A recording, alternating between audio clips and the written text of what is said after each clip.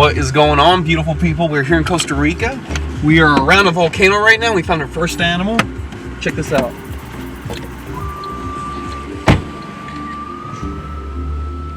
It's a young quadrumundi. It's basically like a South American raccoon. What's up, dude? Look at him. Right now he's foraging. And what he's using is a strong nose to push through the leaf litter and look for grubs, things to eat. And what's really cool is they love scents. They love to attract the females using different scents, so they get different flowers with different pheromones. They take it, they rub it in their paws, and then they rub it into their tail, stick their tail up, and they whip that pheromone out and say, hey, come look at me. He's gone. But we have snakes to find, so let's go see this volcano, and let's go see some snakes.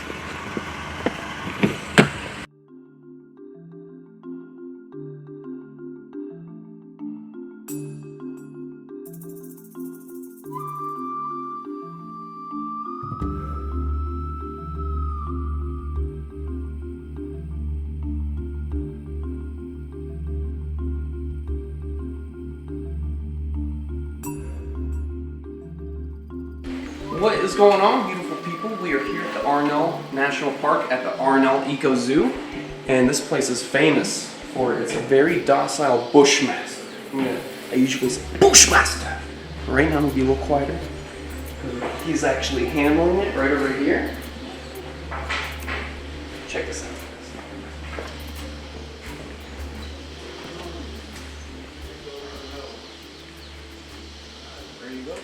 That is awesome. Look at this, guys. A sub-adult bushmaster. How old is this individual? This one is around 17, 18 years now. 17, 18 years? I take it back. It's not a sub-adult. So is this female or male? This is actually a male. And it's quite a small male compared to other ones that I have seen.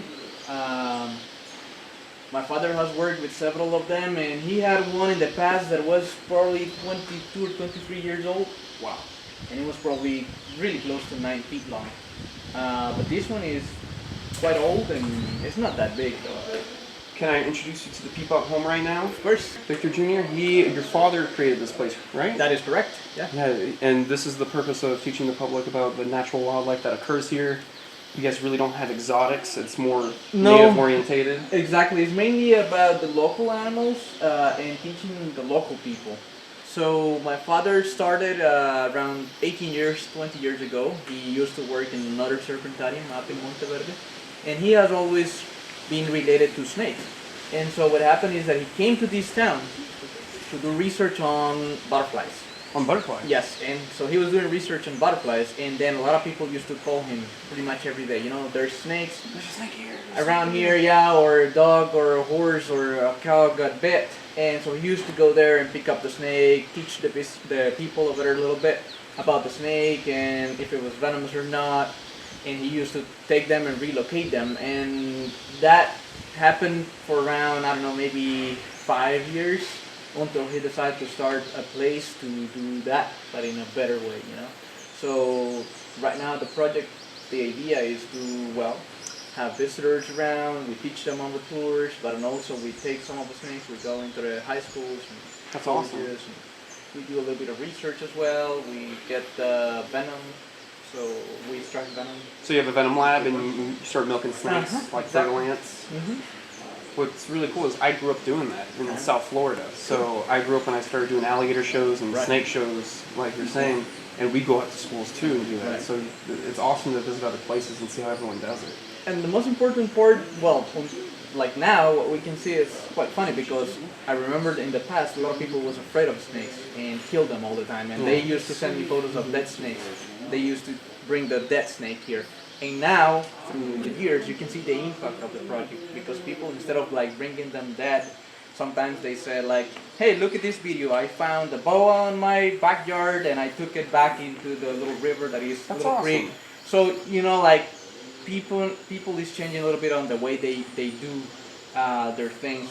They handle the situation with the snakes. Yeah, and this is like the king cobra of South America, like the Central and South America, the bushmaster. You know, the world's largest viper. Yep.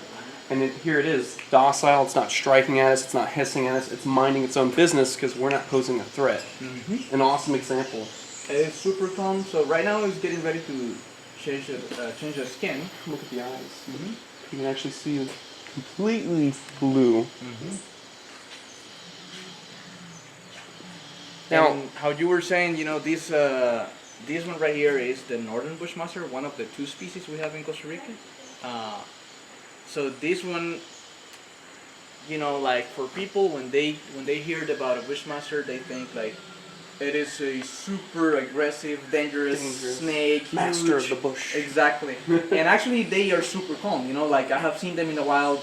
Usually, they like coiled up in a primary forest, and even though they stay so long over there that you can see like leaves that fall down from the trees, and they are on top of the snake. You know. Yeah, they've So been there for so long. they've been there for at least 4 days, and sometimes people like there's a friend of mine who has been working with bushmasters for several years, and he the other day was telling me like I stepped on one of them once, and instead of like biting me, it just like hit me, like it didn't even open Mouth closed. Exactly, and it hit me. So he has heard about some other people that step on it and they just like kind of move like, you know, get off me or get away or I something. bet his heart went up into his throat at that moment. No, wait. So at home a couple weeks ago, I got my first pair of Bushmasters. Oh, cool. What I've been told by a keeper who'd been keeping them for a very long time and worked at some of the bigger zoos, he said, do not hydrate them too much, do not spray the enclosure too much because they get something called red belly. It's like the nickname, and then they pass away. Yes, and that's quite common not only on Bushmasters but also on some other snakes. That's why always we bring this guy out of the cage, out of the terrarium, and we have like these setups where we hydrate them, and we give them like water, and if we need to, since he's like kind of an old snake, we help them with a little bit of like the skin, sometimes there's part of it, and then we put them back. And the best is to keep them quite dry because otherwise they get exactly that, and it's really hard to get them out of. I want to avoid that. So you suggest that I should take the Bushmaster out and soak it? As well, that's not just good for the problem of the red belly, but also of how the snake is gonna behave later on the years with you. Oh, just being handled a lot. Exactly, because if you keep them like any, you know, think about a retic. Yeah. If you have it on a large terrarium and you feed it over there, and then every single time you go and open the cage, they are like ready to exactly. And if you use the hook to hook them back. Exactly. So if you kind of like, for example, this one, when I go and open it, the terrarium, it wakes up and it's like ready to eat. And then as soon as I touch it like on the head a little bit, it just goes down and it's ready to work. And it's really calm. So you obviously you wanna do that with a retic or with a huge snake.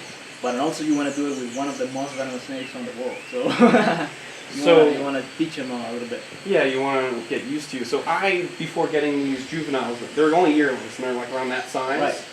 I had never worked with juveniles before. I had only worked with 6 foot plus. Right. And a friend of mine has an 8 footer. Okay. So very docile. I'm used to working with him. Very laid back like this one. So when I picked up my babies, I had them in these big deli containers. Right. That's how the person brought them to me. Okay. And I had just cracked it, just a little bit of a gap. I was getting ready to put him in his new setup. Just cracked it just enough. It shot out completely at my chest. I dropped the container and he lands on the carpet. Yep. And I looked to my girlfriend. I'm like, hand me the hook, hand me the hook, hand me the hook. Yeah, that could always happen. So you gotta actually be prepared for that. You know, sometimes, especially like you are like trying to calm down out of like doing some other stuff and you're ready to work with the snakes, and you gotta be like ready just for that. Just ready to move. Exactly. But you know, they are juveniles. They are not that used yet. Probably they are gonna go way better among the years. So you should be really calm. I'm excited either way. I like working with them. They're just fun to watch. Right. Feeding them, I don't know if your Bushmaster does this, but my Bushmaster starts at the butt, then folds the back of the rack, and then eats it like a taco. Really? It's done it 2 times already. So it starts and like It starts a little bit around? Yeah, it starts at, I'll show you a video. It starts at the butt, then it kind of like folds it, and then eats it like a taco, and the rat's like this being eaten. And I'm like, what the hell's going on with my snake? Crazy. Well, this one is I think so used that when I usually give them the rat, it just bites it from like already holding at the head, and it holds it for a little while and then start like just swallowing straight and easy. But I'm guessing he's just so used to it many years. Yeah, I'm just so excited, and I really appreciate you taking out this Bushmaster course. and showing us, because I know it's very, very unlikely for me to go find one out in the wild of Costa Rica. Yeah, there's a couple of places in Costa Rica where you can probably hike and you have really good chances of seeing one of those, but you know, it takes time to drive there and to be able to go on the night hike. Show me on Google Maps. I don't know if you want to like hold it a little bit. I would love to. Yeah, sure. So Go ahead. My suggestion is like hold this part, and I always keep like the tube from here. okay. And Can I pick them up? Yeah, sure. I'll help you a little bit. Exactly. Super calm. This is amazing. You said how old was this snake? 17? Yeah, it's somewhere around 18 now. Look at the bluish hue. What I'll do is if he brings his head over, I'll just move my hand. Right. And this one is so used that when it's getting too close, we just put it closer to the ground, and Okay. it just like goes down to the ground. It's such a beautiful snake. I'm surprised. It's so old, but it's not that big. So the Costa Rican Bushmaster doesn't get as large as the South American? Well, Like black-headeds? the black-headed gets a little bigger. This one as well, how I told you, like my father had one that got pretty close to 9 feet long, 10 feet long. Was a little bigger. But this individual right here is not as big, even though being quite old. It is quite old. Look at that. That's awesome. So what is it called? The West Scilly tree that they live under? Naturally? Where they feed upon the spiny rats? Yeah, exactly. There's several trees that they will go like under the roots and stuff. They form like some sort of like, what would you call that? A cave, or I don't know. And that's when they cavern. Cavern, and that's where they get their rats. That's incredible. Such a beautiful thing. And we heard from Alex that you guys do night tours and take people out snake hunting. We do take a lot of more like people who really like snakes. I mean, we do I regular. really like snakes. We do like all kind of night hikes, but mostly people come here for more like a specialized sort of night hike, or what we call herping. Yes. So that's what we do. Among the years, we receive a lot of people who work with snakes and keep snakes at home, or they study snakes and stuff. So if you guys are enthusiasts back at home, R&L Eco Zoo, come check it out. You can get a tour. They'll take you out to the jungle, and you can see all their amazing wildlife here on display. Thank you so much. I appreciate it. My pleasure. Right over the Bushmaster. Would it be that?